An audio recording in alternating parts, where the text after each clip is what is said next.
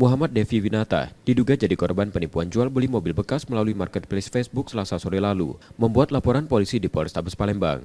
Dalam laporannya, ia menerangkan tertarik dengan mobil bekas yang ditawarkan terlapor di media sosial Facebook. Setelah sepakat harga dengan terlapor, ia kemudian mentransfer uang ke terlapor sebesar 48 juta rupiah.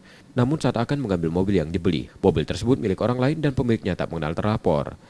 Dapat nomornya dari Facebook, terus dikasihlah tempat lokasi mobil. Terus di lokasi mobil kita lihat mobil, lihat surat-surat lengkap, tapi pas ditransfer ke yang kita berhubungan ternyata nggak kenal dengan itu. Kok kita percaya sama itu? Ya sudah disetting sama dia, dicutinya mobil dia itu, dititip sama kakak iparnya. Laporan korban kini sudah dalam penanganan Polrestabes Palembang. Yudi Kiswanto, Kompas TV, Palembang, Sumatera Selatan.